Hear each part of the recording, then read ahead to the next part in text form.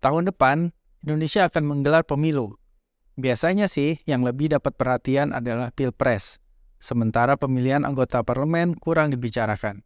Padahal kita juga harus sama-sama memilih anggota parlemen yang bersih, berintegritas, jujur, pintar, dan berpihak pada rakyat.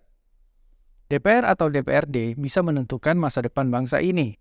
Parlemen punya 3 fungsi utama. Yang pertama, fungsi legislasi.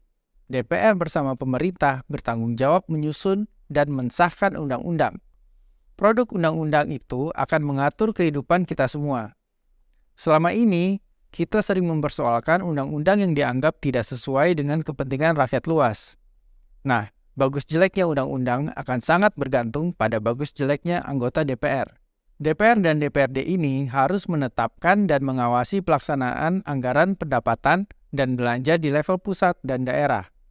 Ingat kan kasus anggaran pembelian lem Aibon di Jakarta yang mencapai 80 miliar? Dana itu batal dikucurkan karena PSI Jakarta menemukan dan minta agar Pemprov DKI membatalkannya. Ketiga, fungsi pengawasan.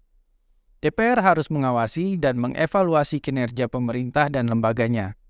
Kalau kita gunakan contoh Jakarta, ini yang menyebabkan fraksi PSI terus bersitegang dengan Pemprov DKI soal Formula E.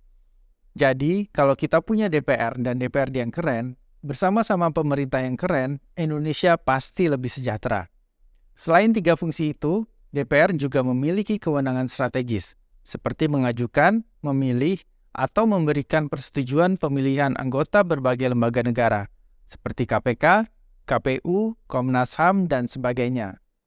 Jadi, DPR memiliki peran penting dalam sistem pemerintahan Indonesia.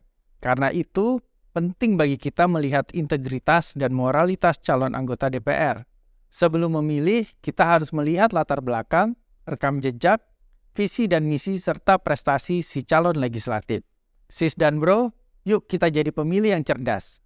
Salam solidaritas.